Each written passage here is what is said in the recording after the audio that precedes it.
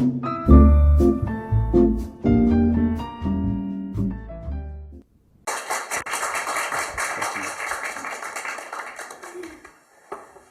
안녕하세요. 소개받은 이원준입니다. 호남이란 말은 많이 들었지만 매번 들을 때마다 쑥스럽습니다. 네.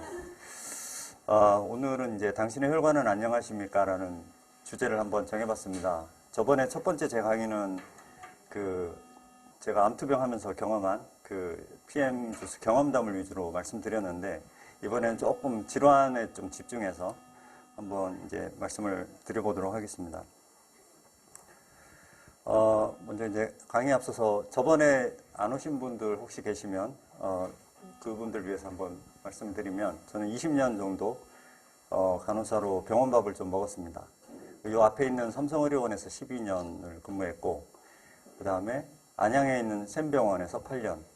그래서 이제 보시면은 경력사항이 외과적인 거나 내과적인 부분, 그 다음에 건진센터, 그 다음에 관리행정, 이런 것을 주로 거쳤습니다. 그리고 특이하게도 제가 암 이력이 조금 있습니다. 그래서 총 4번의 암 진단을 받았는데, 2015년 갑상선암부터 시작해가지고 16년, 18년, 19년에 각각 암 진단을 받게 됩니다. 그래서 갑상선암, 비강암, 원발은 지금 5년이 지났기 때문에 완치가 됐고, 2018년 2월 달에 이제 비강암이 전이가 됩니다. 경부 림프 쪽으로, 쇄골하고 목 쪽으로. 그래서 그때 또 큰 수술을 받고 또 방사선 치료를 마치고, 2018년도에 2월 달이니까 19, 20, 21, 22, 23. 이번 달이 이제 5년입니다. 그래서 또 한 번의 암 완치를 이뤄낸 거죠. 박수 한번 주십시오. 네, 그리고 이제 현재 진행 중인 소세포폐암, 요거는 이제 4년이 지났고, 이제 1년이 남았는데, 여기는 이제 PM 교육센터니까 여기서 말씀드리자면, PM 주스와 함께 하면은 큰 어려움 없이 또 헤쳐나갈 수 있지 않을까, 그런 믿음이 있습니다. 그래서 종합적으로 저는 두경부암 4기에 폐암 3기 B 이력이 있고, 현재는 작년 말로 병원을 다 퇴직을 했습니다. 그래서 인생 2막을 조금 설계하려고 나름대로 생각하고 있는 것들이 있어서 집에서 가정주부로서의 역할을 하고 있는데, 또 이렇게 김현수 사장님과의 인연으로 인해서 이렇게 또 강의를 할 수 있는 기회를 또 얻게 됐습니다. 그래서 오늘 여기에 오신 분들은 이제 PM 주스에 대해서도 상당히 관심이 많으실 테고, 또 그 배경에는 건강에 대한 관심도 많으실 텐데, 오늘 같이 얘기를 나누면서 뭐 몰랐던 것도 하나씩 알아가시고 하는 좋은 시간이 되셨으면 좋겠습니다. 이게 이제 제가 유튜브로 암 투병에 대한 정보라든지 PM 주스에 대한 그런 정보들을 조금씩 올리고 있거든요. 그래서 주변에 혹시 관심이 있으신 분들이 계시면은 소개를 해주시면은 적게나마 도움이 될 거라고 생각을 합니다. 자, 이제 오늘 혈관에 대해서 강의를 할 건데, 제가 강의 시작하기에 앞서서 한 가지 퀴즈를 좀 내겠습니다. 세상에 이제 많은 질병들이 있잖아요. 수백 가지, 수천 가지 질병들이 있는데, 그 중에서 가장 치사율이 높은 질병을 2가지를 맞추시면 제가 오늘 드리려고 물병을 가져왔습니다. 제 유튜브 채널 잔이생활건강 로고가 찍힌 병인데 2개를 갖고 왔거든요. 그래서 가장 치사율, 여기서 치사율이라 하는 것은 사망률입니다. 걸리면 사망할 확률이 높은 질병 1, 2위 어떤 걸까요? 혹시 아시는 분? 췌장암. 네? 간암. 폐암.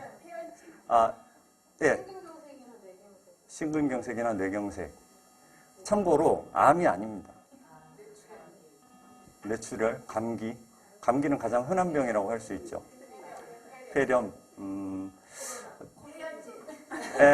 폐혈증. 전혀 감을 못 잡으시는 것 같아서 힌트를 좀 드리면, 1위 질병은 동물하고 관련이 있습니다. 동물. 동물에 의해서 우리가, 예? 비염이요? 땡입니다. 반려동물하고 관련이 있어요. 반려동물한테 어떻게 당해가지고. 네. 정답을 외치셔야 인정이 됩니다. 네. 네, 광견병 맞히셨습니다. 이거 하나 드릴게요. 네, 광견병이 개에 물리는 병이잖아요. 그냥 개가 아니고 이제 미친 개죠.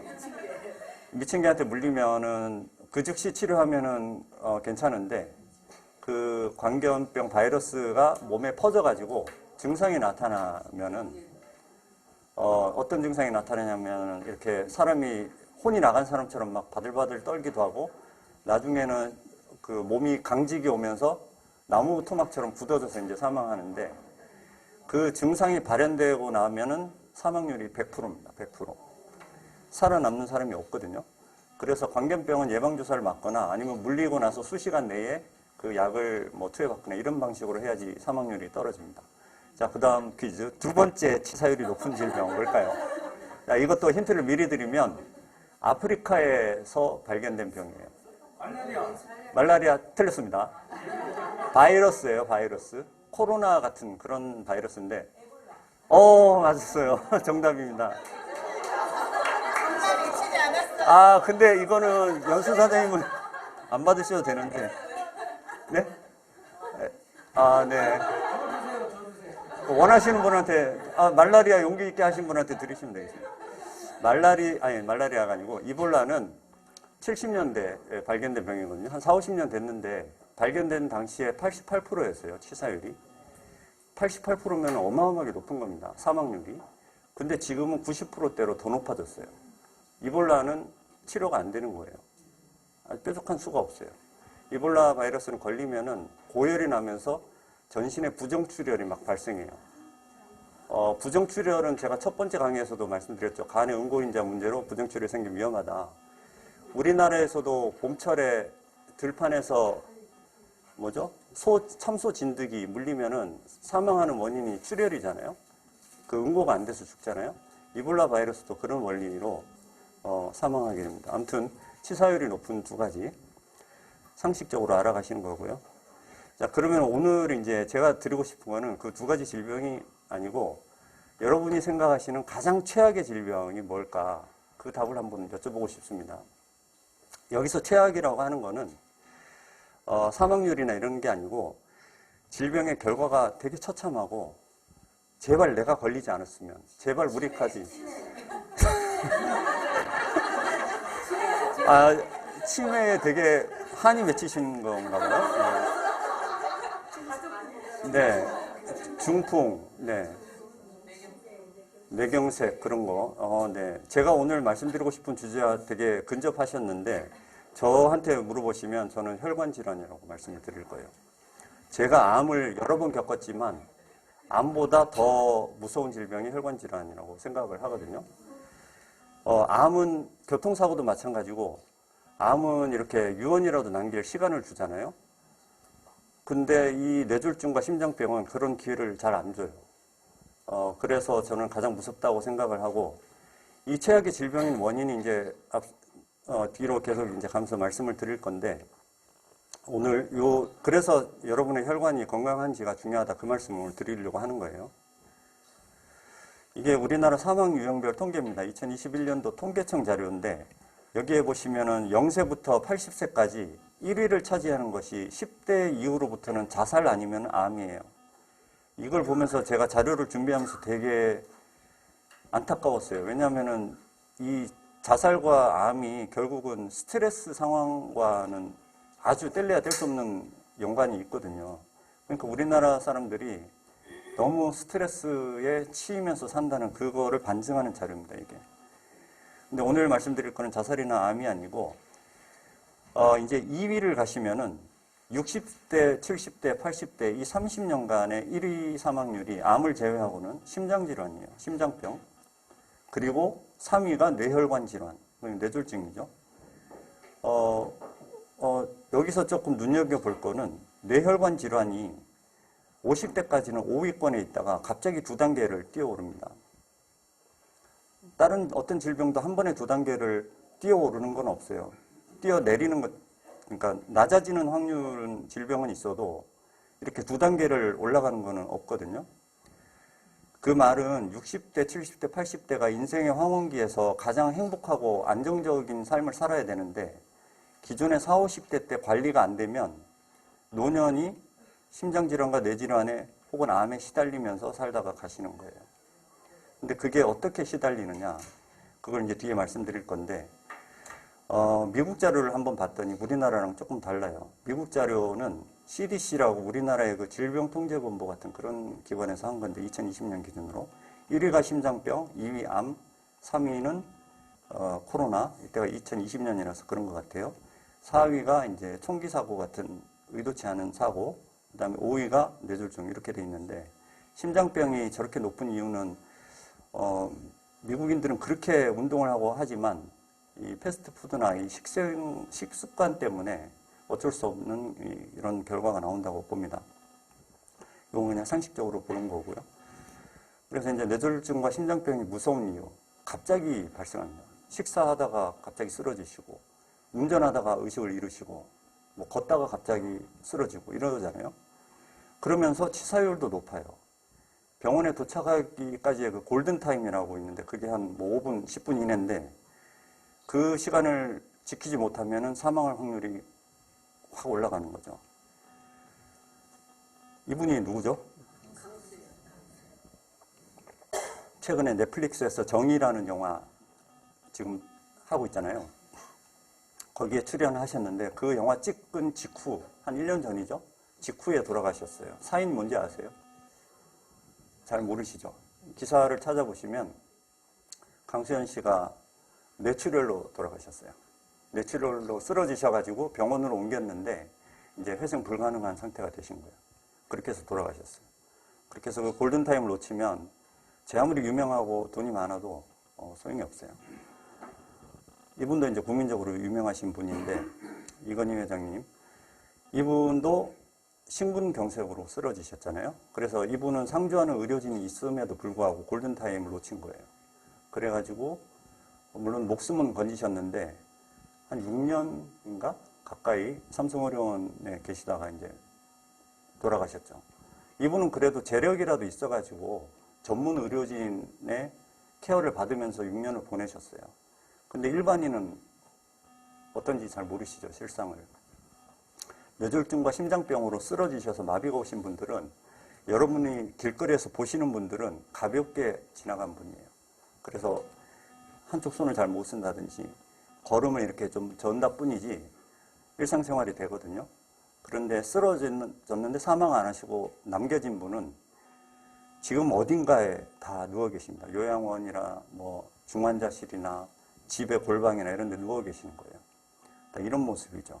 예를 들면 손발이 이제 근육이 구축이 와가지고 펴지지가 않고 이제 눈만 껌뻑껌뻑 하시고 몸을 못 움직이니까 기침을 해가지고 자기가 하고 이렇게 가래를 뱉어내야 되는데 배출이 안 되니까 목에 구멍을 뚫어가지고 강제로 이제 빼주는 수밖에 없고,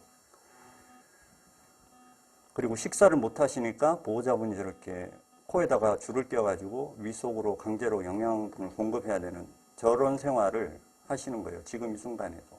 아까 표에서 보여드린 60, 70, 80대 노인분들 중에 뇌졸중과 심장병으로 시달리시는 분들은. 그래서 이런 생활을 한두 달 하느냐? 아니에요. 기본 한 1년은 하실 거예요, 최소한. 예전에 롯데 자이언츠인가요? 임수혁 씨라는 야구 선수가 있었어요. 그분 야구장에서 쓰러지셔가지고, 심장 질환이 있었잖아요.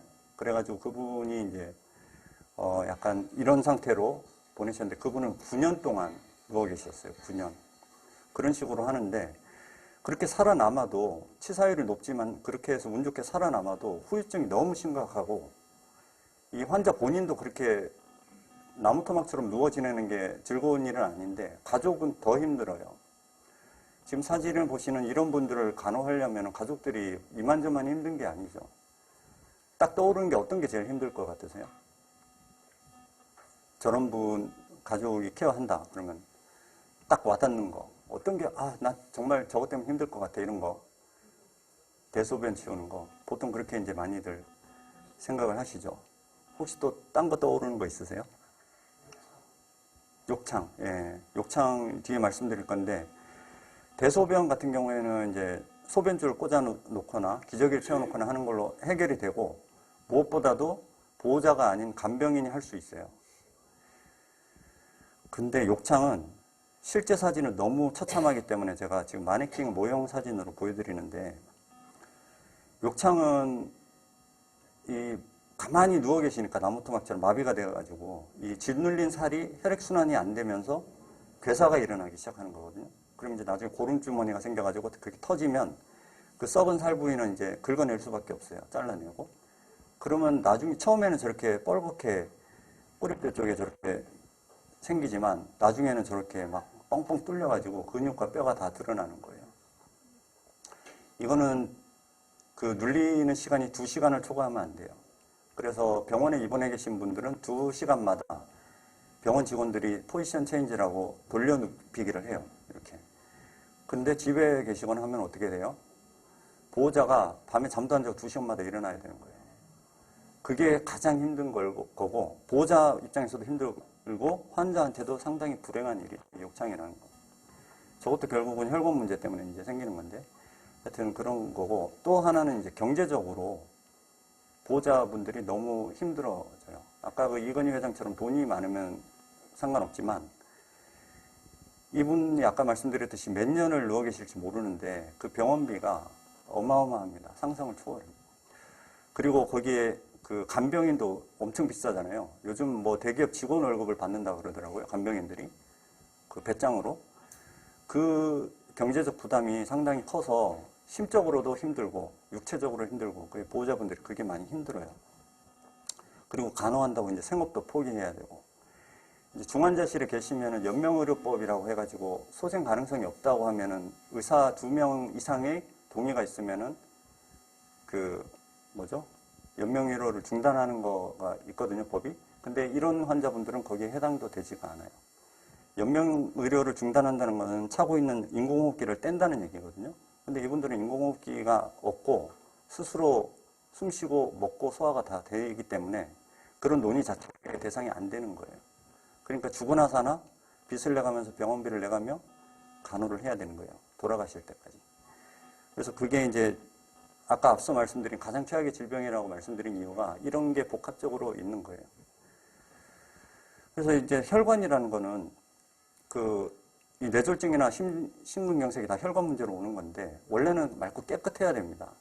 근데 술, 담배를 오랫동안 하셨다거나 아니면은 기름진 음식을 너무 많이 먹고 디톡스는 안 되고 이런 상황에 노출되면은 혈관 안에 염증이 생겨요. 혈관 내벽에. 그럼 거기에 이제 림프구, 백혈구 같은 것이 달라붙고 혈소판이 응집이 되고 하면서 덩어리가 끼고 거기에 콜레스테롤이 막 묻고 하면서 점점 좁아져서 막히는 거거든요. 그래서 여기 이제 상식선에서 하나 보여드릴 건데, 푸아제유의 법칙이라고 프랑스의 의사입니다. 장 푸아제유라는 분이 저 혈관 안을 지나는 혈류를 계산하는 법칙을 연구해가지고 박사학위를 받았어요. 심장 대동맥의 힘에 대한 연구해가지고 유량은 지금 지름의 4제곱에 비례한다. 이게 무슨 얘기냐면은 혈관이 지금 오른쪽에서 두 번째 요 그림처럼 절반이 막히잖아요. 그럼 직경이 2분의 1로 줄었지만 거기를 지나는 혈류는 4제곱, 그러니까 2분의 1의 4제곱이니까 16분의 1로 줄는다는 그 얘기예요. 혈류 속도가. 공식이 이렇게 있는데 어려운 내용이라서 그냥 상식적으로 아시면 되고, 여기서 말씀드리고 싶은 거는 이렇게 혈관 건강이 안 좋아지기 시작하면은 여기에 논문을 일부 발췌한 건데 오른쪽 하단에 보시면은 지름 6mm가 5mm로 줄었을 경우에 그러면은 한 20%가 채 안 되게 줄었잖아요. 직경이. 그럼 유량은 0.48로 준다. 거의 절반이 줄어든다. 그래서 그 유량을 정상으로 회복하려면은 혈압이 2배로 증가한다. 이게 이 공식의 결론입니다. 여기서 들어가야 될 혈류가 저기서 유량이 확 막히니까 여기에 혈압이 증가한다는 거예요. 그래서 고지혈증과 고혈압은 그렇기 때문에 이제 같이 가는 거죠. 그래서 혈관 건강의 그 유량을 연구한 그 데이터인데 상식적으로 보여드렸고요. 그래서 뇌졸중과 심장병을 예방을 하려면은 흔히 하는 얘기로 이제 유산소 운동을 많이 말씀드리죠.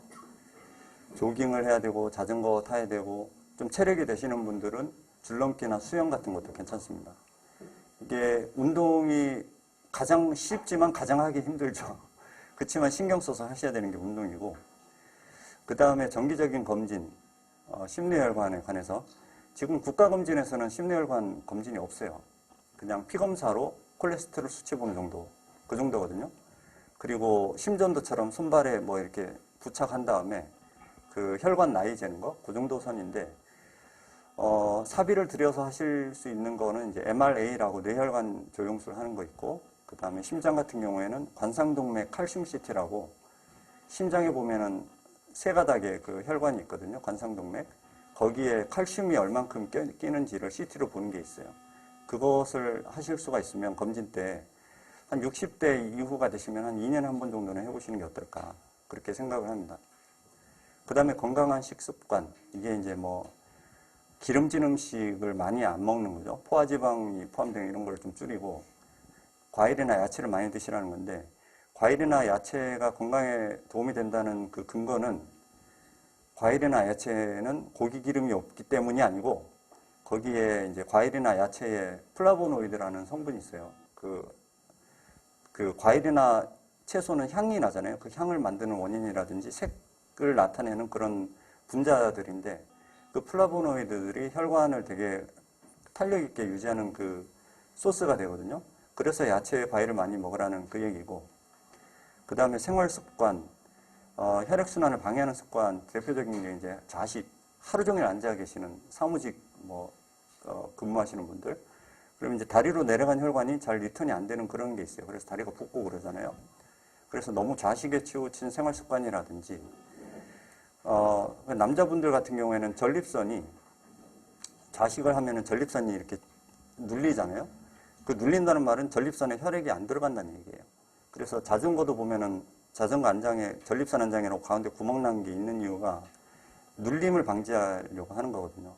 그래서 그런 좌식을 어쩔 수 없이 이제 오래 앉아있는 상황이다. 그럼 전립선 방석이라고 있습니다. 가운데 원형 구멍이 나 있는 방석.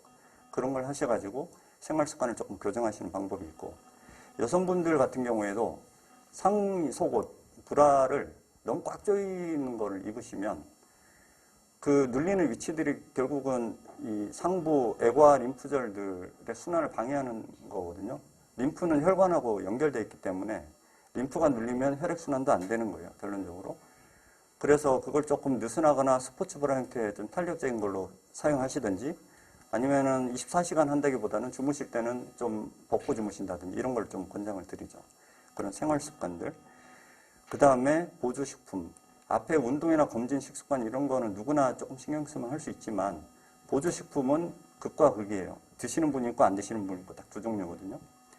그래서 혈관 건강을 위해서는 오메가3나 산화질소, 비타민 D, 비타민 D와 관련된 여러 영양소들이 있는데, 요거를 조금 더 깊게 들어가 보면은, 이 사진은. 오메가3 같은 경우에는 이제 동물성하고 식물성이 있죠. 동물성은 생선 같은 데서 추출하고, 식물성은 들깨나 아마씨 같은 데서 추출하는데, 저는 개인적으로는 동물성 오메가3를 권장합니다. 이유는, 오메가3가 체내에 들어와가지고 에너지원으로 쓰이는 그 환원 과정에서 단계가 식물성이 한두 단계가 더 많아요. 그래서, 그 과정이 많을수록 쓰이는 양이 적어지거든요. 그런데 가격은 더 비싸요, 식물성이 이상하게. 그래서 굳이 드시려면은 동물성을 드시는 게 낫다. 물론 이제, 어취가 나는 거를 싫어하는 분이 있잖아요. 그런 분들은, PM의 그 젤 수치 같은 거랑 섞어 드시면 훨씬 그게 덜한데, 그런 방법을 쓰시거나 하고, 아니면 식물성을 드셔야 되지만, 기왕이면은 동물성을 드시는 게 낫다. 그리고 혈중의 중성지질 개선이나 혈액순환 개선, 이거는 너무 많이 알려진 상식이라서 따로 말씀드릴 필요는 없을 것 같고, 근데 이런 작용 때문에 병원에서 이미 심장약을 드시는 분이 있어요. 아스피린 고용량이나 와파린 같은 거 드시는 분들은 의사하고 조금 상의를 하셔야 돼요. 나 오메가3 몇 밀리그램 먹는데 괜찮냐라고 확인을 하셔야지, 이게 중복되면은 이 복합작용이 있어가지고 출혈 성향이 높아질 수가 있거든요. 그거 좀 참고하시고, 그 다음에 비타민 E가 요즘 많이 함유돼서 나오는데, 이게 비타민 E가 들어가면 혈관 내벽세포의 염증을 줄이는 효과가 있습니다. 그래서 요즘 다 비타민 E를 함유시켜서 나오거든요. PM에도 이 제품이 있잖아요. 오메가3 플러스 E. 요거는 액상 형태인데 시중에 나온 알약이 아니고, 그래서 주스에 이렇게 타서 드셔도 되고 그냥 이렇게 입에 드셔도 되는데, 이제 어치가 싫으시면 타서 드셔야죠. 오메가3를 짧게 알아봤고, 그 다음에 산화질소입니다. 산화질소, 나이트릭 옥사이드라고, 그 화학명으로는 NO라고 하죠.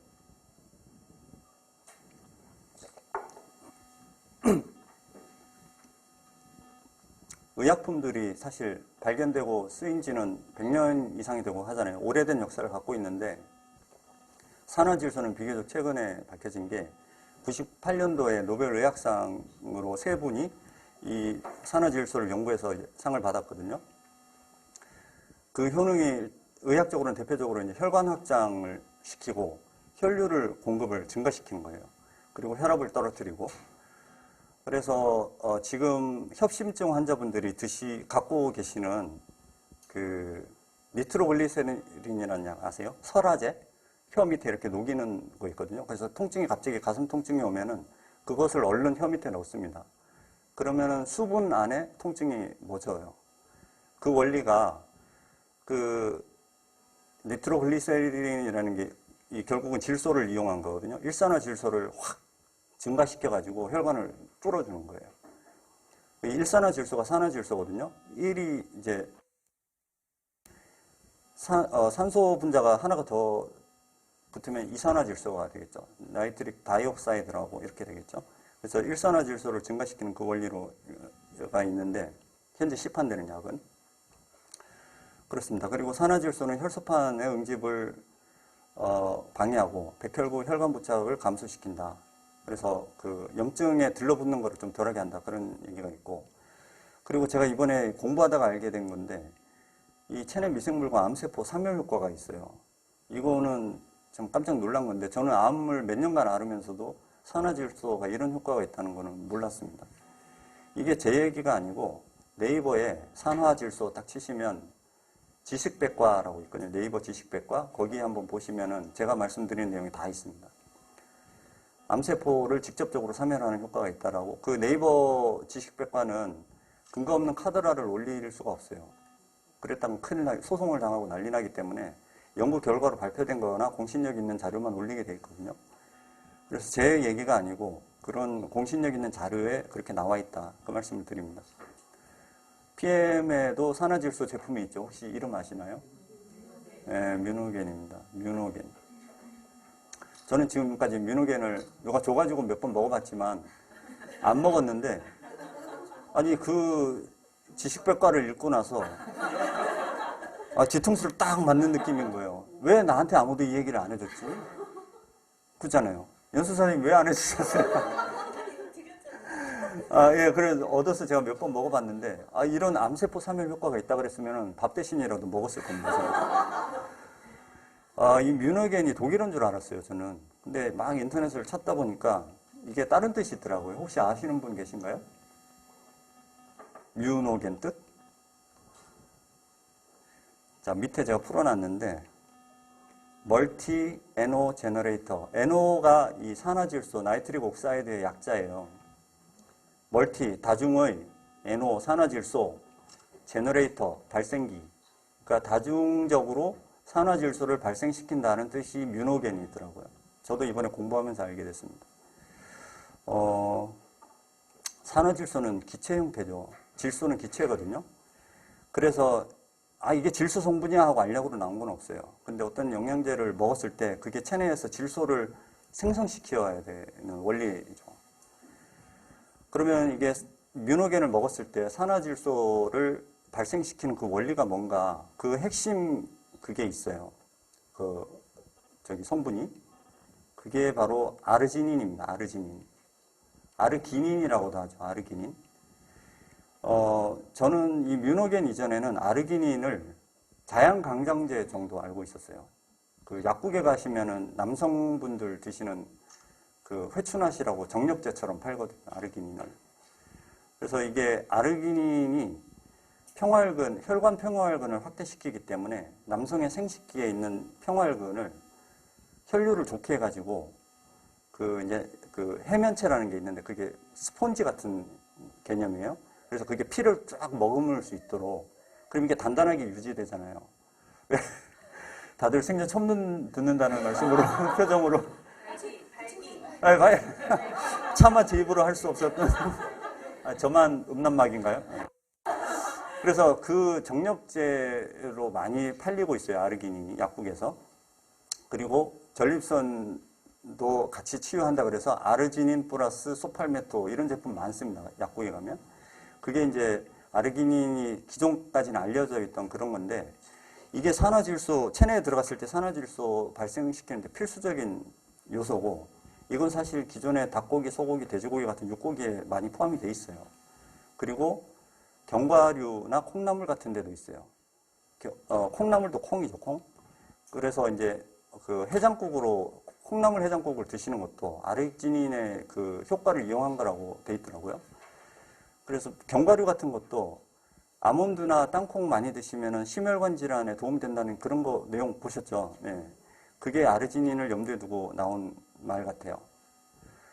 그런데 다량 함유가 돼 있고 오른쪽에 보시면 저게 성분표인데 저 빨간 부분 제가 표시해 놓은 거를 좀 확대해 보면 이게 아르기닌과 밑에 시트룰린이라는 두 가지가 있거든요. 아르기닌은 396 거의 한 400mg 들어가 있고 시트룰린은 58g 정도, 밀리그램 정도 들어가 있고 이 두 가지가 체내에서 뒤에 이제 보여드릴 건데 그 인체에서 에너지로 쓰일 때 그 사이클링 환원 작용을 하게 됩니다. 두 가지가 여기에 비타민 B12가 그 촉매제로서 작용을 하게 되고 그런 작용이 있고 그 외에도 성분명을 보시면은 뭐 포도 추출물, 사과 추출물 있고 하잖아요. 포도 추출물, 사과 추출물은 아까 그 과일 야채에 많이 들어있던 성분 뭐라고 제가 말씀드렸죠 혹시? 플라보노이드. 예, 플라보노이드 안에 안토시아닌이 한 종류예요. 플라보노이드 한 종류인데 안토시아닌의 작용은 혈관 강화예요. 혈관 탄력 증가. 그래서 사과나 포도에 많이 들어있는데 포도주를 가끔 하루에 한 잔씩 드시면 심혈관 예방된다. 그런 말도 들으셨죠? 그게 이 안토시아닌의 역할을 나타내는 겁니다. 그래서 뒤에 이제 요거는 조금 잘 설명해 놓은 거라서 제가 따왔는데 그 전에 이 뮤노겐에 들어있는 아르지닌 같은 성분은 강한 염기성이에요. 혹시 뮤노겐을 메가로 드시는 분 계세요? 매달까지 드세요? 열알요? 하루에? 한 번에 열알을 드시진 않죠. 나눠서 드시죠. 네. 왜냐하면은 아르지닌의 체내에 허용되는 양은 하루에 4,000mg이에요. 4,000에서 맥시멈 5,000. 5,000을 넘으면 위험할 거라고 저는 생각해요.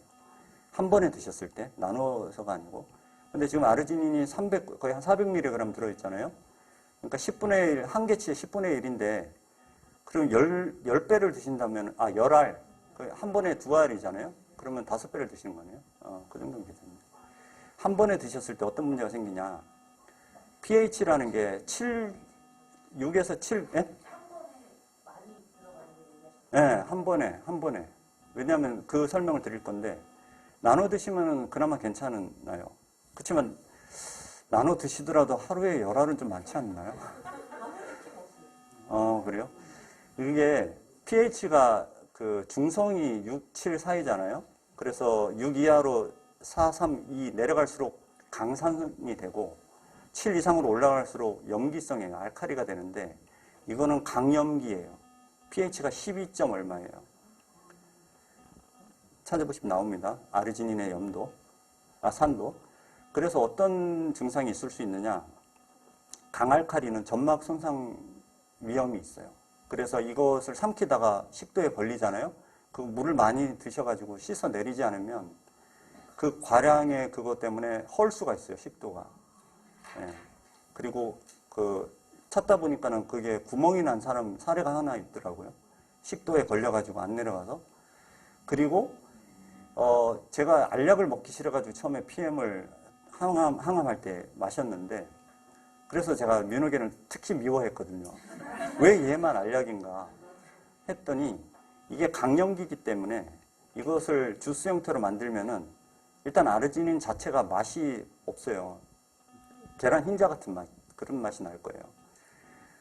그런데 그걸 갖다가 액상으로 해가지고 들이부으면 위산이 그대로 중화돼 버리겠죠. 소화가 전혀 안 될 겁니다. 그 위산도에 의해서 음식물을 녹여가지고 내려보내야 되는데 이 pH 12 이상 되는 거를 들이부으면은 당연히 소화가 안 되겠죠. 그래서 아마 알약으로 만들지 않았을까 저는 그 생각도 들고요. 그래서 염기성이 강하기 때문에 나눠 드시는 건 상관없지만 한 번에 그렇게 많이 드시면 소화불량이 올 수 있고 자칫하면은 점막에 데미지를 줘가지고 설사가 나시는 분 계실 거예요. 장에서 흡수할 때 장점막을 너무 자극해서 장은 위협을 받으면은 있는 걸 빨리 빼버려야 되거든요. 그래서 설사를 쫙쫙 하는 거죠. 그거는 이제 상식적으로 알아두시면 좋을 것 같고 그 다음에 또 데이터 서치를 해봤더니 헤르페스 바이러스를 활성화시킵니다. 아르지닌이. 그래서 너무 과다하게 드셨을 때는 이 바이러스 활성화로 헤르페스 바이러스 중에 가장 이제 유명한 게 대상포진이잖아요. 수두 바이러스. 이게 활성화되면은 발생 가능성이 있다. 그래서 저 이렇게 환자분들 상담하다 보면은 PM 드시다가 대상포진 오는 분들 왕왕 있거든요. 저는 그 이유를 몰랐어요. 그냥 말초혈관이 활성화되고 영양이 공급되다 보니까 잠자고 있던 수두 바이러스가 활성화되나 보다 그 정도로만 생각했는데 뮤노겐을 만약에 드시면 이것과도 연관이 있을 수 있겠다 그런 생각을 해봤습니다. 이거는 이제 그 연관성은 밝힐 수는 없지만 아르지닌이 헤르페스 바이러스를 활성화시킨다는 것은 팩트니까 예전에 수두를 앓으셨거나 하시는 분들은 참고하시면 좋을 것 같아요. 만약에 파트너들 중에 그런 분이 계신다면. 근데 대상포진을 알아도 그렇게 심하게는 안 앓으시더라고요. 다행히. 가볍게 앓으시는 것 같아요. 이게 제대로 걸리면은 식음을 전폐하고 앓아눕게 되거든요. 대상포진의 통증이라는 걸. 자, 요거를 간단하게 설명드리면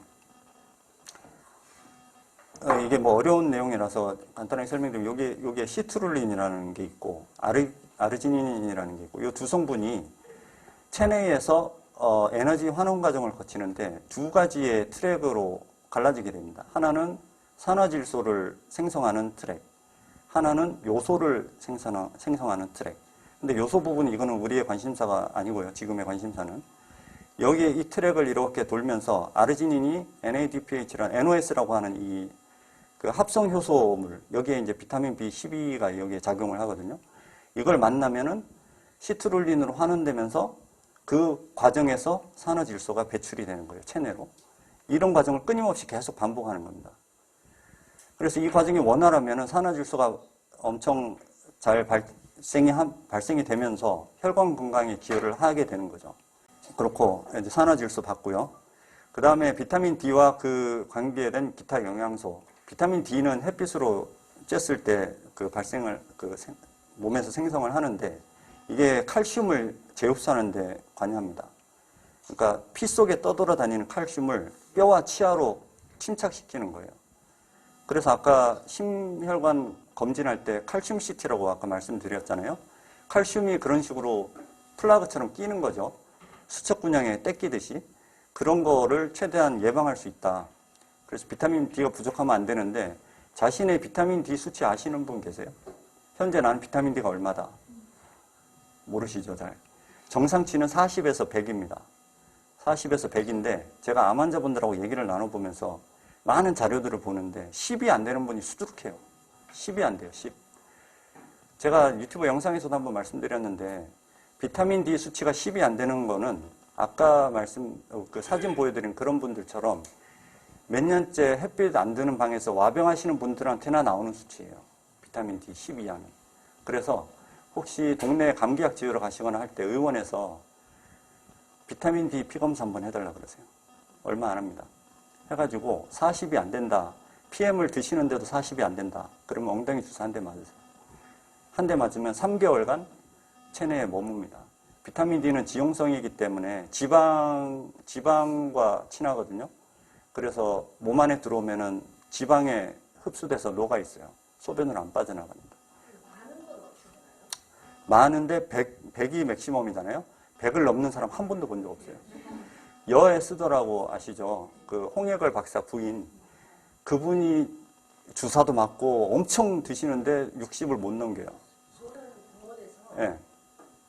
그 비타민 D가 일반 사람보다 많다고 그러더라고요. 피검사가 그래서. 그 수치가 얼마예요? 그거는 저도 이제 흘러버렸는데. 네네. 그래서 그거는 뭐 문제가 있는 거고. 아, 그런 건 아니고요. 비타민 D 톡식시티라 그래서 비타민 D가 너무 과하면은 독소 작용이 있는 게 있거든요. 근데 그거는 기준치 100을 훨씬 넘어서 한 2, 300 이상 돼야 됩니다. 그 독소가 발현되려면. 그래서 일반적으로 가정의학과 선생님들은 비타민 D를 보통 일반인은 40, 50 이상 넘으면 높다 그래요. 높은 정상이라고 하죠. 근데 그거에 신경 쓰실 필요 없이 어차피 시간이 지나면 2, 3개월 지나면서 계속 줄게 돼 있거든요. 그리고 음식으로 섭취하면 또 누적되고 또 소멸되고 하니까 그건 너무 크게 걱정 안 하셔도 될 것 같습니다.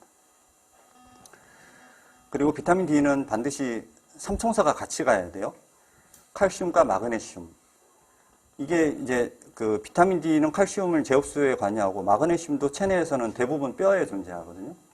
그래서 이 세 가지는 같이 드셔줘야 되는데 참 공교롭게도 PM에 또 이걸 다 포함한 제품이 있어요. 의도치 않게. 그래서 뼈 건강의 핵심인 이 세 가지 영양소는 같이 드셔줘야 된다.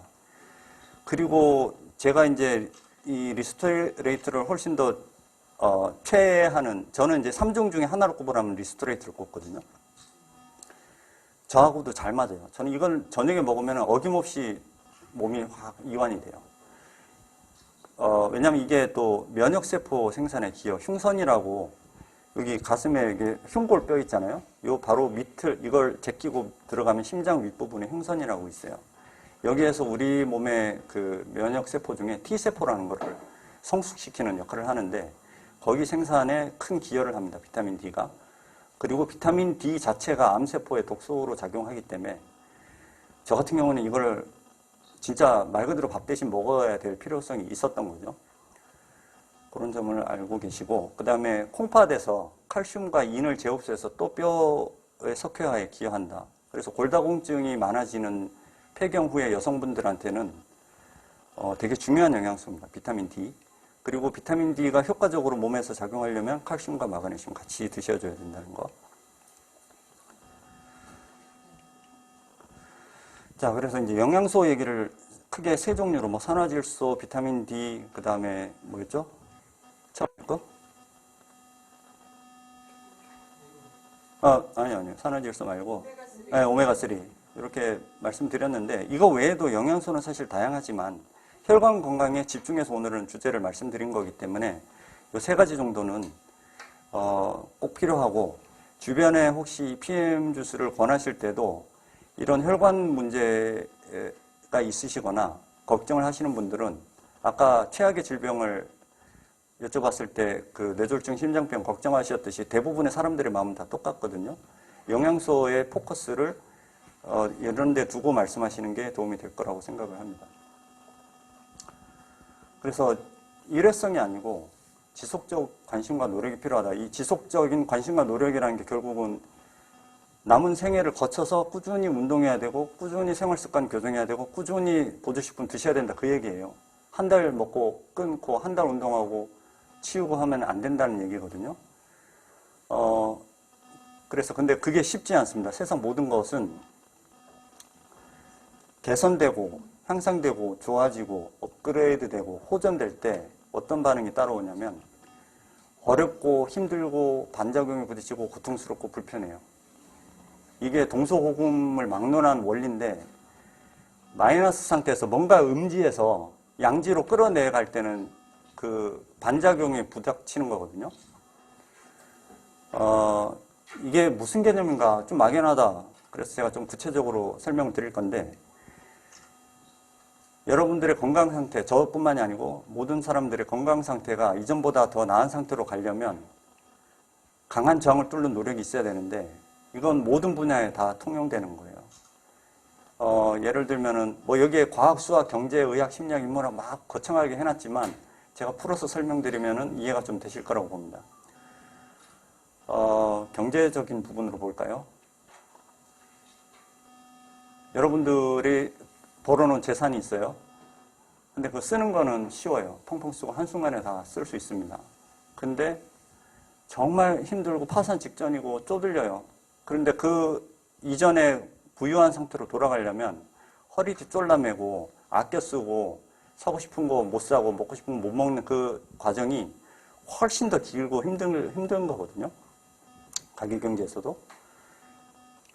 생리학에서도 어떻습니까? 근육, 보디빌더들 근육 만드는 거 운동 안 하면 6개월이면 다 물살돼요. 근데 다시 보디빌딩 대회 나가려면 그 사람들 몇 년간 합니까, 운동을? 한 2년, 3년 해야지 그 근육을 다시 만드는 거거든요. 위에 말씀드린 그거예요. 더 나은 상태로 나가려면은 뭔가 인풋이 계속 들어가야 되고 노력이 있어야 되고 관심이 있어야 된다는 거예요. 주식 많이 하시나요?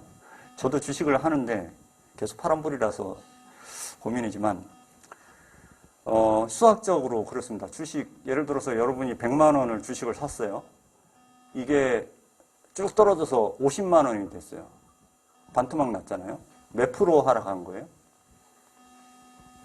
100만 원이 50만 원 됐어요. 50% 하락했죠. 근데 50만 원에서 좋아 본전 회복하겠어 해가지고 다시 100만 원 만들려면 몇 프로 상승해야 돼요? 네, 100% 상승해야 됩니다. 떨어지는 건 50%인데 올라갈 다시 더 높이 가는 것도 아니고 제자리로 가는데 2배의 노력이 드는 거예요. 단순한 수학적인 원리지만 깨닫지 못하고 있는 거죠, 우리가. 인간관계, 심리학, 인문학에서도 그래요. 친한 친구가 있어요. 막 잘 지냈는데 한번 틀어지잖아요. 사소한 걸로 진짜로. 부부 사이에도 마찬가지고 한 번의 실수로 확 금이 갔는데 그 인간관계를 원래대로 회복시키려면은 정말로 상상을 초월하는 노력이 필요하죠. 영원히 회복 안 되는 경우도 많잖아요. 이런 것들이 제가 말씀드리는 그 논리의 이론이랄까? 그런 겁니다. 원래 상태 혹은 더 나은 상태로 가려면 훨씬 더 힘들다. 단순하게 말하면 그거고요. 혈관 건강도 마찬가지예요. 아까 깨끗했던 혈관이 술 마시고 담배 피우고 운동 안 하고 기름진 거 먹고 해가지고 수십 년간 나빠졌잖아요. 그게 다시 깨끗하게 되려면은 10년 걸려서 망쳐진 혈관을 10년이 걸려도 회복 못할 수도 있어요. 그나마 좀 덜 나빠지게 하려고 운동하고 생활습관 교정하고 검진 미리 발견하려고 하는 거잖아요. 근데 보조식품은 그것을 도와주고 좀 더 빨리 회복할 수 있게 해주는 원리가 있는 거죠. 혈관도 아까 음지에서 양지로 나가는 것처럼 좋아질 때 통증을 수반합니다. 혈관도. 막힌 혈관이 뚫릴 때 대표적인 거가 뭐가 있을까요? 다리 쥐 아세요? 다리 쥐? 다리 쥐 쪼그려 앉아서 오래 계시면 그게 눌려있는 동안에는 몰라요. 근데 일어서면 어때요? 혈관이 뚫리면서 그때부터 갑자기 저리기 시작하는 거거든요. 혈관이 확장되면서 통증이 오는 거예요. 그 저림 수준이지만. 그리고 액티바이즈를 과량으로 드시면 말초혈관 확 열리면서 어떤 느낌이 와요? 그냥 아주 거미줄 같은 혈관이기 때문에 통증까지는 아니에요. 저릿저릿하고 화끈화끈하고 하잖아요. 그런 것도 그렇고. 여성분들 생리통 시즌 되면 아랫배 아프고 옆구리 아프고 하는 게 자궁과 난소에 피가 몰리면서 그쪽에 혈관들이 열리는 거거든요. 그러면서 통증이 오고 신기하게 생리가 끝나면 안 아파요. 그리고 두통도 그렇죠. 편두통 같은 거. 편두통의 원인은 뇌혈관이 확장돼서 그런 거잖아요. 그런 혈관도 막혔던 부분이 뚫리면 통증을 반드시 수반한다. 그래서 이제 소위 말하는 뭐 세상에서 얘기하는 호전 반응이다, 명령 반응이다 그런 말이 있는데 저는 그런 말을 쓰려는 건 아니고요. 영상을 보시는 분들 그런 어떤 반응들이 분명히 있습니다. 그런 반응이 어디냐 이렇게 폄하하시는 분들이 있는데 그런 분들은 이 이치를 모르시는 거예요. 더 나은 상태로 갈 때는 반드시 반작용이 있다, 저항이 있다는 걸 간과하시는 거죠. 이게 이런 거는 뭐 동서고금에 다 격언내도 있어요. 고진감래, 동트기 전이 가장 어둡다. 이런 거 다 이 원리에 기반한 거예요. 영어에도 no pain, no gain 있고. 잘 한번 생각해 보시면 그 일맥상통한 원리가 있다고 봅니다. 그래서 오늘 혈관 건강이 왜 중요한지, 안 좋으면 어떤 결과가 있는지를 앞에 좀 보여드렸고, 이제 그것을 예방하고 개선시키기 위해서는 운동이나 식습관도 있고 보조식품 특히 중심적으로 어떤 부분을 짚어야 되는지를 간단하게 설명드렸는데, PM을 모르는 분들은 몰라도 아시는 분들은 혈관 건강을 위해서 이 제품을 어떻게 활용해야 될 것인가, 그런 것을 소개해 주신 분이나 주변 스폰서분들하고 잘 얘기를 나누면서 하나하나씩 또 배워나가시고, 또 자기가 알면 또 남한테 전달해 줄 수도 있으니까 그렇게 하셔서 아까 통계청에서 발표한 60, 70, 80대의 그런 질병들에 시달리지 마시고, 여기 계신 오늘 오신 분들은 90대 이상까지 건강하게 사시는 그런 축복을 드리면서 강의를 마치겠습니다. 감사합니다.